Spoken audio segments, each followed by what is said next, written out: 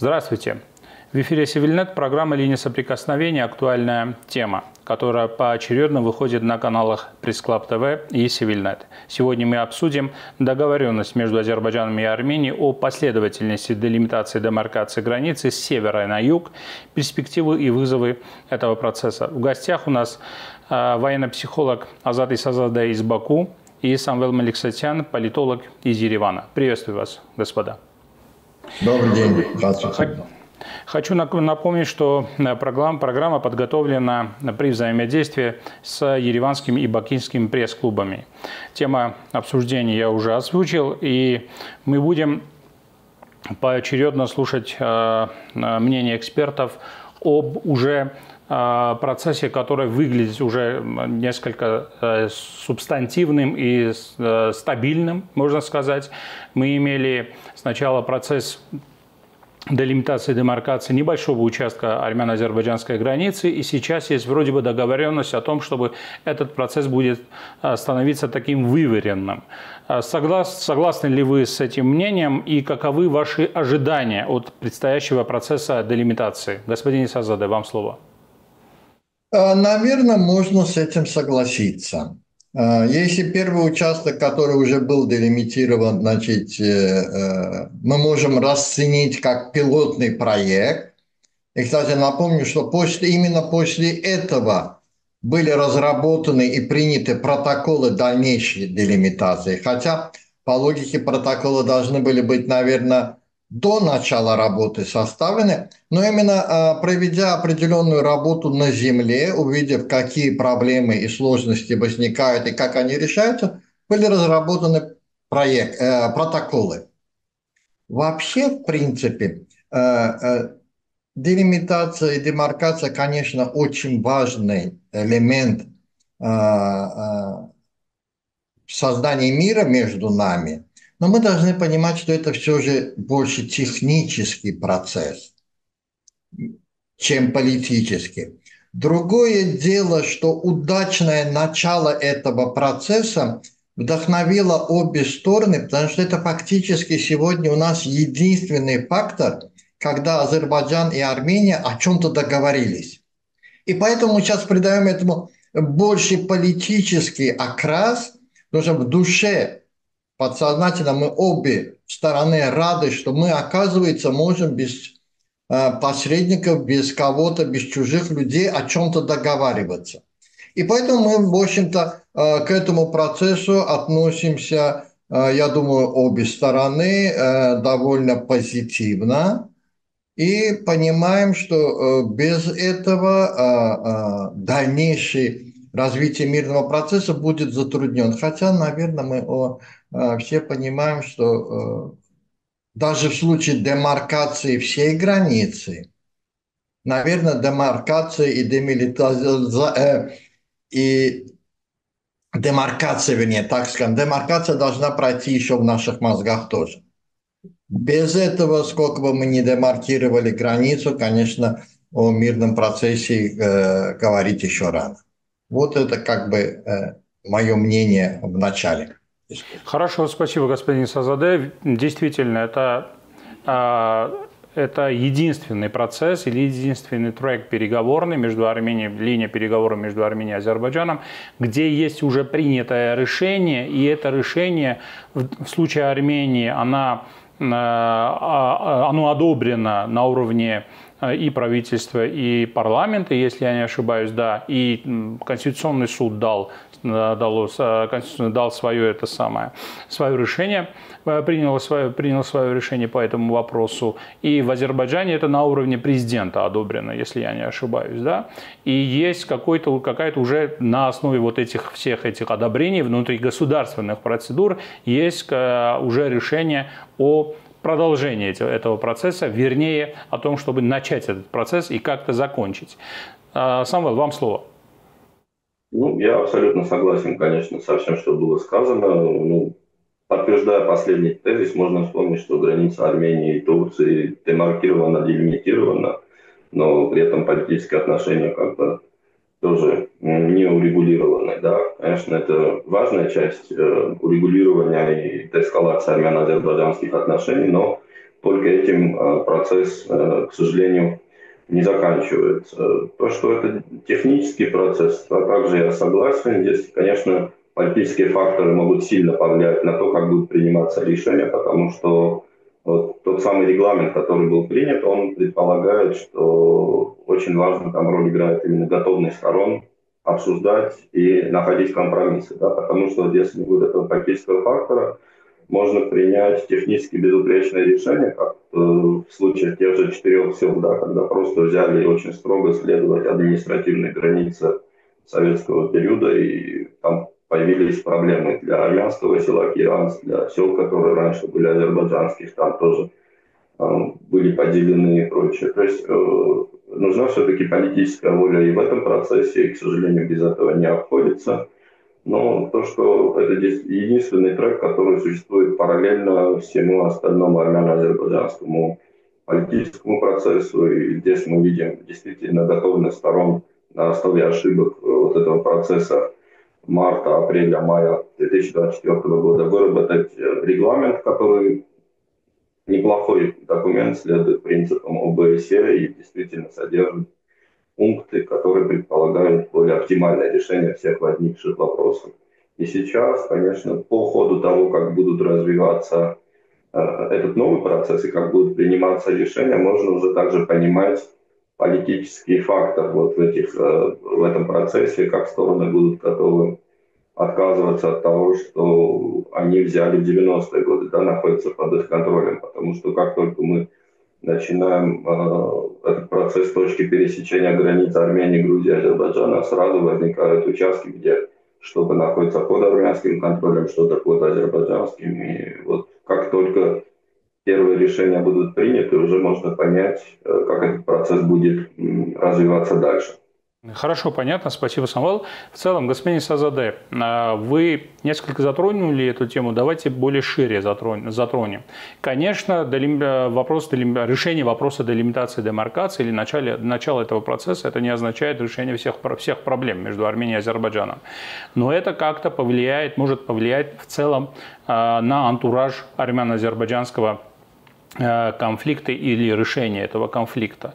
Потому что мы видим, что этот процесс влияет также в положительном плане на снижение уровня милитаризации армяно-азербайджанской границы. Мы видим, что в тех участках, где произошла делимитация, там уже не войска стоят, а пограничники стоят. Это уже означает легкострелковое оружие, максимум наличия этого оружия. Это уже означает некоторые вопросы, связанные с участием или неучастием в этих участках в плане мониторинга европейских наблюдателей и так далее. То есть такие дискуссии тоже сейчас идут. В данном случае, если произойдет снижение милитаризации армяно-азербайджанской границы, как это повлияет в целом на армяно-азербайджанский конфликт, на решение этого конфликта, в целом на атмосферу? Безусловно, да, во-первых, полностью с вами согласен, что армия из демаркационных, уже от демаркированных участков границы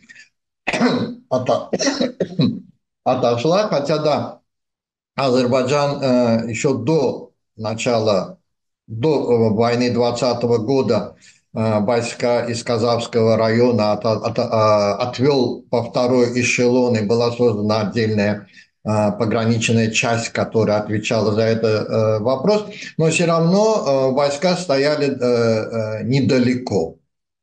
А уже после этого процесса фактически войсковых частей вблизи границы, где уже все отмаркировано, нет, стоят пограничники. И я согласен, что это будет значительно снижать напряжение. Мало того, наверное, может быть, это сегодня звучит несколько фантастически, но в будущем, наверное, нам придется и проводить совместные учения пограничников, потому что границы – это не только защищать друг от друга, защищаться от государства.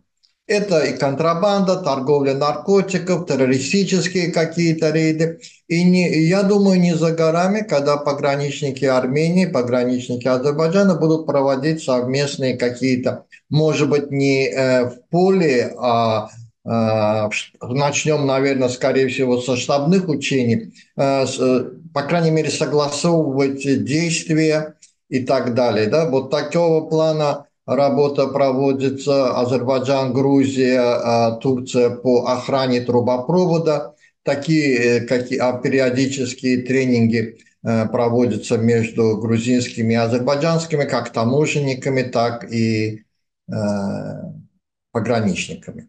Сегодня, конечно, еще рано говорить об открытии таможенных пропускных пунктов, но при всех случаях это путь именно в этом направлении.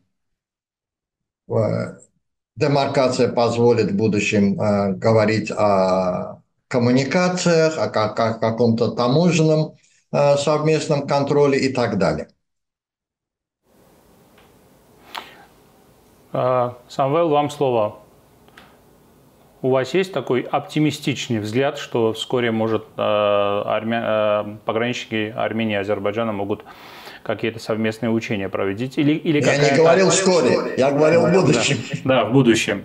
Ну, в целом, если по логике, то есть логика подсказывает, что если есть совместная граница и охрана этой границы, должна быть в будущем какая-то кооперация между этими сторонами.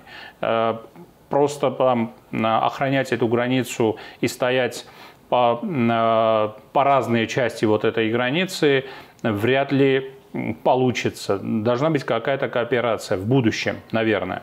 Самвел, вам слово.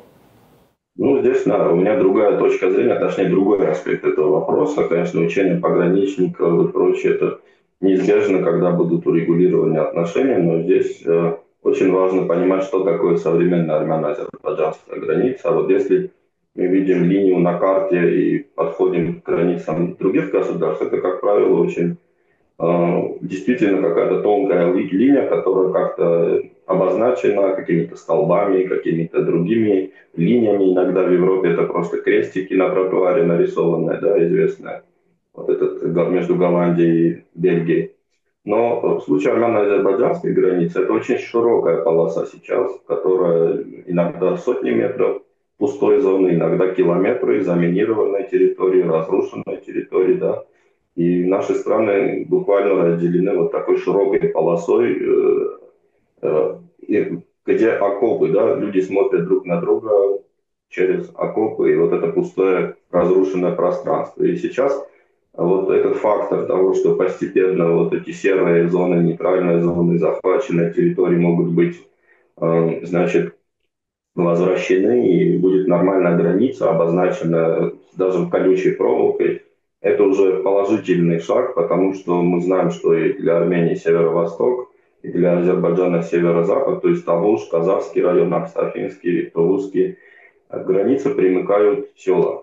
И по всей длине границы они до сих пор есть. Это довольно густонаселенная зона. Если мы смотрим для Тавуша в Армении, это самая густонаселенная зона, пограничная полоса. Для Азербайджана не так, там на равнине больше сел, но все равно там есть крупные села у границы. И обе стороны заинтересованы, чтобы вот все эти проблемы между странами, и вот эта серая полоса, и непонятно, то есть в том числе и сельскохозяйственный фонд, который не используется, в том числе и водные ресурсы, которые не могут использоваться, в том числе дороги, которые не могут использоваться. Вот все эти вопросы процесс возвращения к нормальной границе может решить, даже если эта граница будет закрытой. Да? И это, конечно, для армянских крестьян и для азербайджанских, которые живут по обе стороны границы, будет событием эпохальным. То есть это будет закрытие страницы истории, которая была начиная с 88-го, с 90-го уже были такие активные межпограничные бои с использованием стрелкового оружия, там каких-то систем залпового огня самодельных и прочей артиллерии.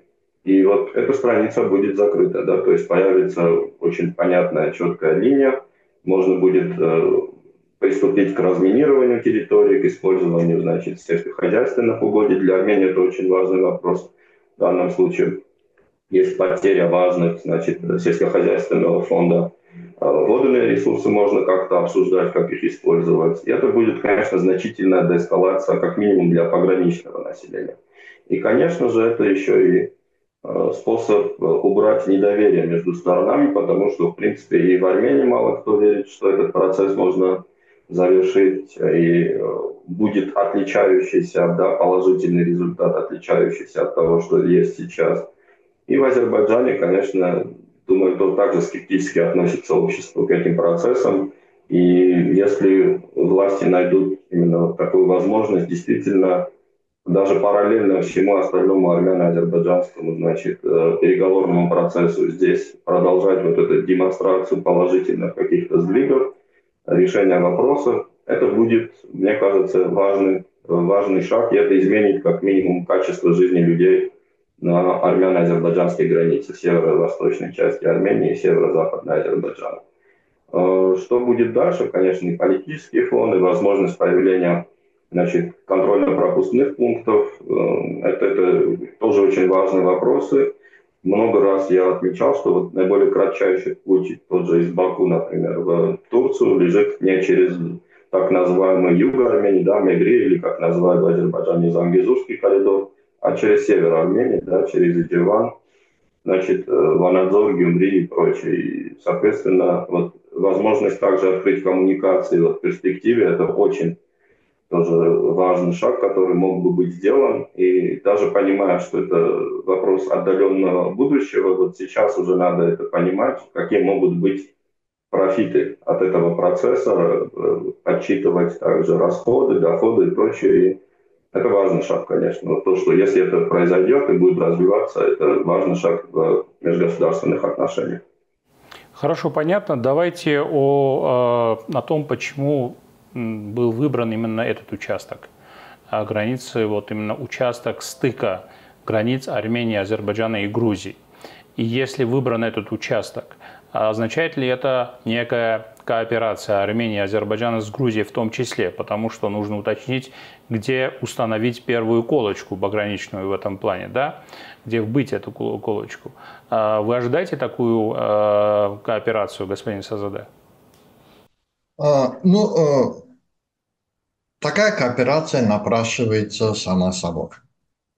Может, она произойдет, может, не произойдет, но, в принципе, логически такая кооперация должна быть. Почему начали именно с этого участка? Я думаю, это, если посмотреть, наиболее удаленный участок от зоны, где шли боевые действия. Фактически от начала, от стыка Азербайджан, Армения, Иран, это до где-то, условно говоря, до Кальбаджарского и захват, я беру с азербайджанской стороны, и некоторый захват Кирабекского района, это была зона активных боевых действий. Казахский район со стороны Азербайджана наиболее удален. Да, он был зоной боевых действий во время Первой Карабахской войны. В Таузском районе в июле были какие-то боестолкновения. А в Казахе, как я говорил, с азербайджанской стороны уже стояли пограничники, войсковая часть. И я думаю, что именно снятие невозникновения напряжения на стыке трех государств, может быть, тоже сыграло определенную роль. Вот. И как бы чуть-чуть возвращаясь к предыдущему вопросу, я полностью согласен с оценкой Самвела по ситуации на границе, но немножко не согласен с его пессимизмом. Когда в середине прошлого века на границе Франции и Германии была линия Мажино, на границе Азербайджана и Армении была пунктирная линия, и мы спокойно туда-сюда пересекались. Не прошло, как говорится, и 50 лет, ситуация поменялась радикально. Значит, вполне возможно, что в будущем такая же ситуация может измениться в позитивную сторону.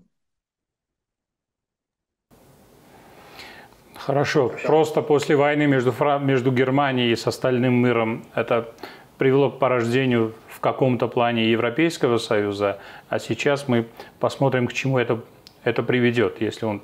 Лишь бы к Советскому Союзу не привело, а с остальным мы согласны. У нас по-другому был Советский Союз, вал и так далее. Сейчас посмотрим, к чему это приведет, если получится провести делимитацию, демаркацию между Арменией и Азербайджаном. Самвел, вам слово. Почему был вот именно выбран этот участок, который территориально наиболее близок вам?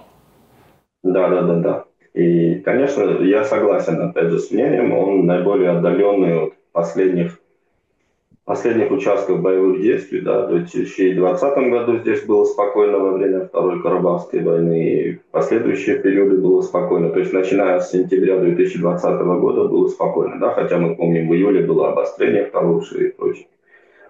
И с другой стороны, как было отмечено, мне кажется, вот то, что было боевое действие в 2021-2022 году, когда азербайджанские силы заняли часть территории Армении, они для азербайджанской стороны пока являются таким ресурсом продолжения давления на Армению. В Армении эта тема более актуальна, потому что были потери в 2021-2022 году. А вот для Азербайджана северо-запад страны и для Армении северо-восток вот этот участок менее болезненный. Там, как я уже отметил, с азербайджанской стороны есть крупные села, которых этот вопрос тоже тормозит их развитие и создает многочисленные препятствия. По-моему, в прошлом году была ситуация, когда дожди смили мины во время, по-моему, в селе Али-Бейли в азербайджанском, и там подорвался человек. То есть вот эта постоянная история тоже есть, да. И, конечно, вот этот отдаленный участок, где можно решить наследие каких-то 90-х годов, плюс привлечь Грузию, мне кажется, это тоже довольно позитивный шаг включения грузинской стороны. И если будет определена эта точка пересечения трех границ, это предполагает обязательное включение Грузии. Да, вот все такие договоры, они предполагают, что есть этот договор трехсторонний. Вот ни у Армении и Грузии, и у Турции, например, нет таких участков, потому что граница с Турцией демаркирована, соответственно, нужно понять только армяно-грузинскую вот эту точку. А вот в случае с Азербайджаном все это бывшие советские межреспубликанские границы, и нужно понять, где у нас пересекаются они. Также за это время армянские и азербайджанские, силы даже закрепились на грузинской территории, то есть там есть окопы армянской стороны, гораздо более серьезные фортификации с азербайджанской стороны. Это проблема также армяно-азербайджанский конфликт. В этом смысле проблема также для грузинской стороны. И мы видели, что несколько дней назад на встрече с премьер-министром Грузии также премьер-министр Армении и Грузии говорили, что нужно ускорить процесс делимитации и демаркации армяно-грузинской границы.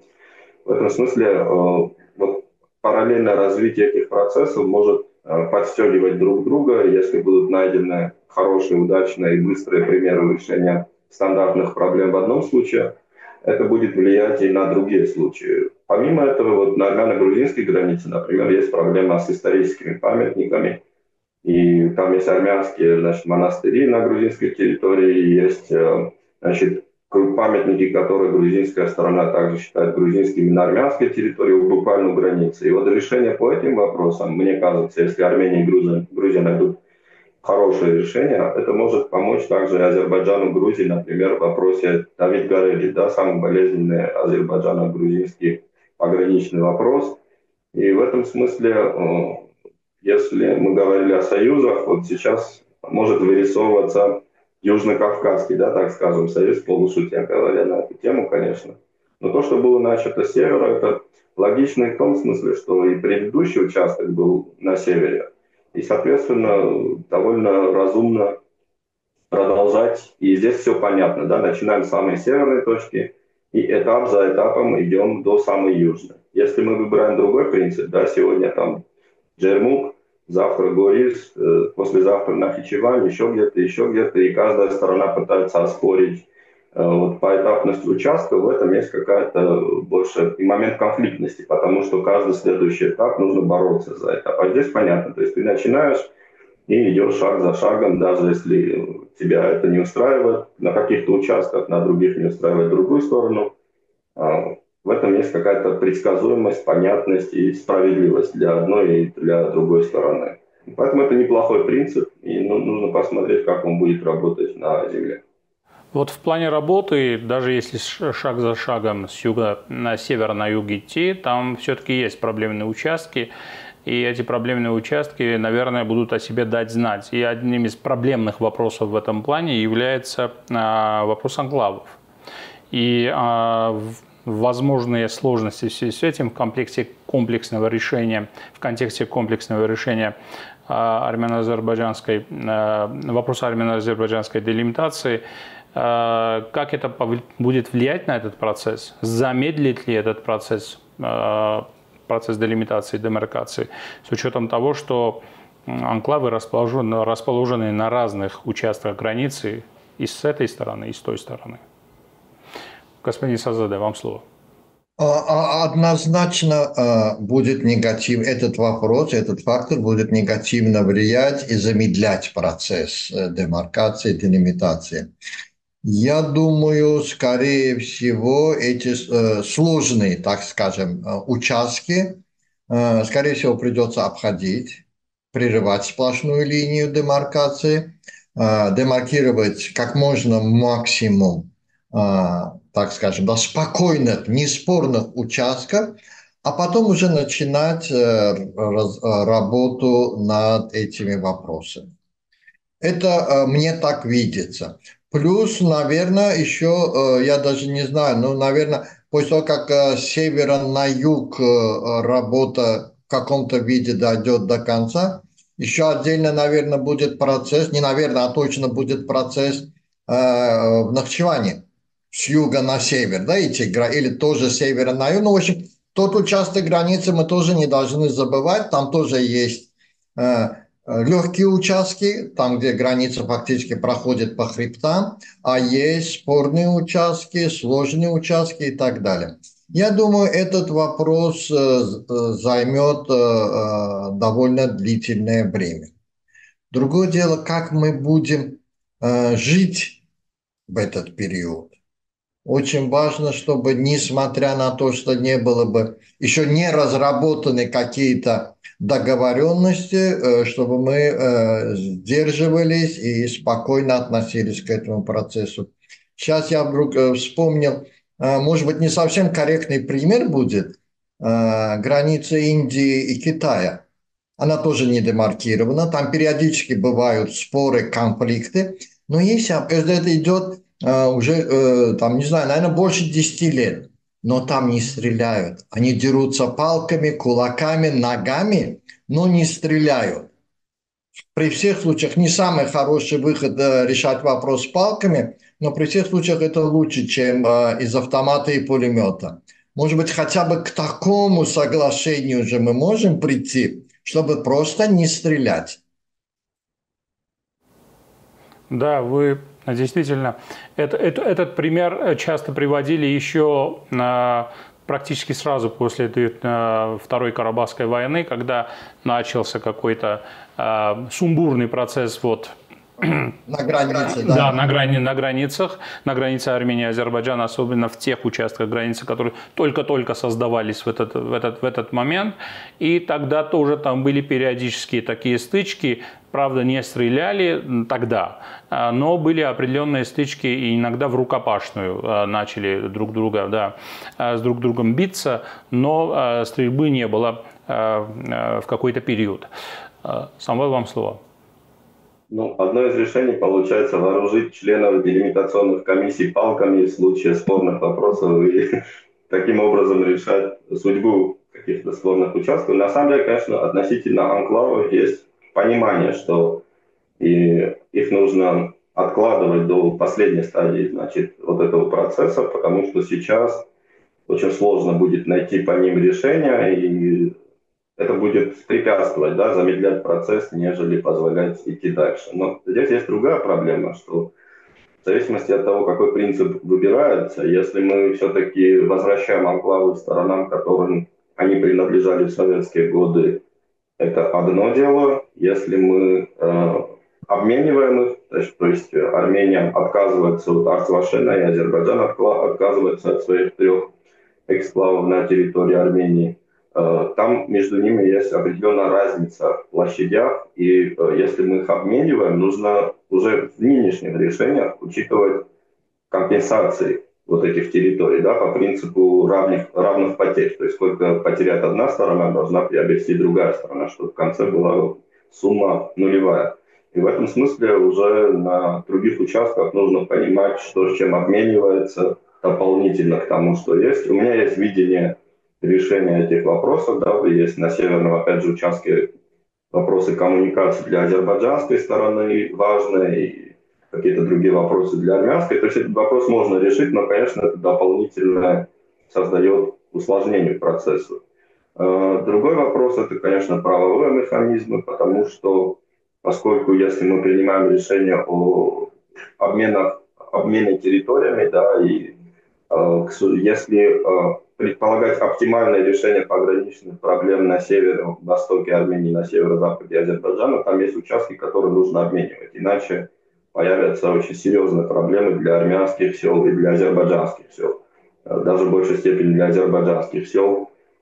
И здесь это предполагает уже проведение соответствующих юридических процедур, то есть проведение референдума по итогам этих решений. И здесь надо понимать, как это будет делаться. Да? Отдельно по этим участкам, отдельно по анклавам, или все вопросы будут разработаны, решены, предложены для референдума. И это, конечно, такая дополнительная правовая сложность в этих вопросах. Мое мнение заключается в том, что я много раз говорил, если абстрагироваться от ситуации, да, и предполагать, что вот нам дали какую-то границу сложную, сказали, и вы должны решить эти вопросы. Как вы видите оптимальное решение? Оптимальное решение – это именно обмен анклавами, это обмен участками территории и, значит, проведение действительно референдума, чтобы общество стран подтвердили, что вот мы признаем эту новую реальность. Эта новая реальность гарантирована вот этими правовыми механизмами, и все. Вот теперь это наша граница, и мы теперь взаимодействуем как государство с четко определенной границей. Как эти вопросы будут решаться, интересно, но то, что нужно предлагать именно вот такие решения, независимо от того, когда они будут исполнены, и мы должны уже сейчас быть готовы к таким решениям, думать о них, думать о том, как решать конкретные проблемы. Мне кажется, это очень важно, и, к сожалению, с азербайджанской стороны этот процесс более закрытый по разным причинам, и не совсем понятно, какова позиция тех же жителей приграничных сел Азербайджана по вопросу того же Арцбашена. Как я много раз говорил, если будет принято решение вернуть его Армении, около 20 азербайджанских сел окажутся в полублокаде, да, и это для них, очевидно, не самое лучшее будет решение. То же самое с анклавами на территории Армении, они создадут проблемы для как минимум одного армянского села и для каких коммуникаций. Эти вопросы, конечно, все можно решить, но лучше, как мне кажется, лучше именно не усложнять дополнительно жизнь ни нам, ни азербайджанской стороне. Понятно. Самой вы затронули вопрос правовых аспектов решения этих территорий, обмена, не обмена. Но все-таки, как в Азербайджане на это смотрят, господин Сазадай? То есть лучше в перспективе, конечно же, сейчас это тыкание пальцем в небо, но все-таки в перспективе к чему более склоняются: обмена или возвращение анклавов, или вообще решение этих вопросов без обмена, то есть там... Значит, единого мнения, естественно, не может быть в этом плане. Я полностью согласен с Самвелом в том плане, что жители Кидабекского района однозначно не согласны на обмен, но не согласятся на возвращение, мы называем это Башкентом, да? Да, там дорога проходит, там отдельно, мы ее называем Шынырская зона, где где-то 18-20 сел, и между Арменией и Башкентом. Да, естественно, если анклав возвращается Армении, должна быть обеспечена коммуникация, и дорога проходит через азербайджанские села. Наверное, такая же ситуация сложится, если в Армении. Я просто хуже знаю географию расположения этих сел, да, какие населенные пункты Армении окажутся, значит, как бы затронуты этим процессом. Вне Кидабекского района вопрос стоит часто, вот то, что приходится слышать, что территории должны быть возвращены. Какое будет принято решение? Скорее всего, будут уже чисто, если убрать политический налет с этого вопроса, остается два важных вопроса. Первое – экономическая целесообразность, то есть в основном это сельхозугодия и так далее. С экономической точки зрения, насколько что удобно. И второй, наверное, тоже немаловажный вопрос с военной точки зрения, как эту территорию в будущем охранять, содержать и так далее. То есть военно-стратегически, насколько эти участки важны для близ проходящих коммуникаций. Насколько я знаю, проблема для Армении вот на севере Нахчевана с селом Кярки, она практически, село находится на трассе, ведущей границы Ирана, да, то есть тоже стратегическое значение имеет для Армении. Поэтому, в общем, два фактора мы убираем, даже политический вопрос, два фактора: экономический и стратегический, военно-стратегический, наверное, будут превалировать. Ясно. Самвел, вам слово, опять коротко, на этот вопрос. Какую целесообразность в Армении будет превалировать? Вот господин Сазаде говорил о том, что какие там подходы есть в Азербайджане, а в Армении какие подходы на этот счет будут? Ну, в Армении основной дискурс, он связан вот с этими коммуникациями через тот же Тегеранашен, который Кярки, да, в Армении называют, через участок дороги, который проходит не по территории анклава, а так называемый треугольник у Воскипара. И, то есть, в основном это проблемы коммуникации. Понятно, что для Армении проблема военной безопасности, да, и вопрос военного значения этих территорий, если будут, значит, они возвращены Азербайджану, анклаву, это играет важную роль, особенно в внутриполитическом дискурсе, поскольку вот этот политический дискурс в Армении более открытый, более конфликтный, более острый, то понятно, что этот фактор в Армении, помимо объективных каких-то причин, также может играть субъективно важную роль. Но мне кажется, вот здесь проблема всех этих территорий в том, что вот если внутри территории Армении Чарки имеет важную роль, да, через нее проходит вот эта территория дорога. Если мы отдаем ее Азербайджану, для Азербайджана это бессмысленно в этом смысле участок территории, потому что эта дорога для Азербайджана никакой роли не играет. Это просто кусок ограниченной территории, без водных ресурсов, например, с проблемами с доступом, и тем более жители его все обустроились в Нахичеванской автономной республике, там есть село Новые Кярки, и в этом селе сейчас живут бакинские беженцы, и с экономической точки зрения ни Армении не выгодно, и это в долгосрочном плане возвращения анклава, ни Азербайджану, потому что это дополнительные расходы. С военной точки зрения, если мы предполагаем, что наш конфликт продолжается еще там лет 30-40 и прочее, конечно, их можно использовать как территории, как военные плацдармы, но надо понимать, что применительно к анклавам существует международной практики ограничения военного присутствия, то есть это запрет на присутствие тяжелой техники, ограниченный военный контингент, ограниченный также по характеру, помимо пограничных частей, может быть запрет на любые другие части, да, и вот это есть хрестоматийный пример, когда во всей Испании победили франкисты, но вот это из-за особого статуса их эксклава на территории Франции, Ливия, туда не могли попасть силовики франкистские очень долгое время, и он существовал как бы в отдельном правовом режиме, вот этот анклав. То есть здесь вот эта специфика анклавов, и как я уже отмечал много раз, и для Армении, и для Азербайджана, конечно, лучше всего обменять эти территории, то, что произошло в 90-е, населения там уже нет, коммуникации восстанавливать, это опять же дополнительные проблемы. Но здесь политический фактор, конечно, желание просто навредить другой стороне, не получая даже существенного профита, может превысить И, конечно, очень важно, чтобы вот разные аспекты этих вопросов объективно оценивались и азербайджанской стороной, и армянской. Я, например, помню как раз вот жители азербайджанских сел вокруг Артвашена, был репортаж радио «Азатлык», и там они говорили, что они не хотели бы, чтобы эта территория вернулась Армении, для них это создаст проблемы. Понятно, что для Армении, для жителей Воскепара, например, это тоже нежелательный сценарий, они с двух сторон оказываются просто между Азербайджаном и Азербайджаном, да.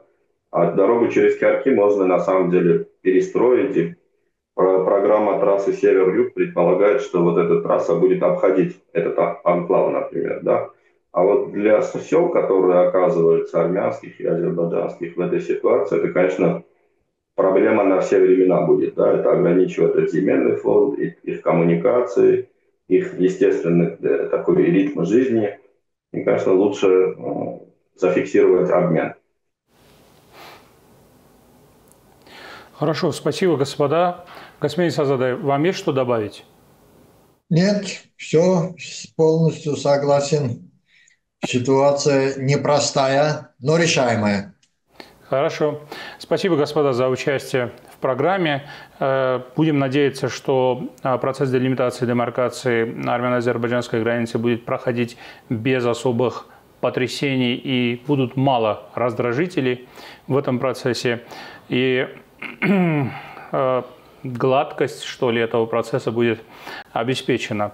Я напомню, что это была дискуссия на канале CivilNet, которая затронула тему договоренности между Азербайджаном и Арменией о последовательности делимитации и демаркации границы.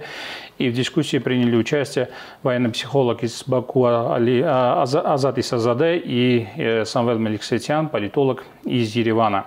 И программа была подготовлена по совместной инициативе Ереванского и Бакинского пресс-клубов. Спасибо вам большое. До новых встреч.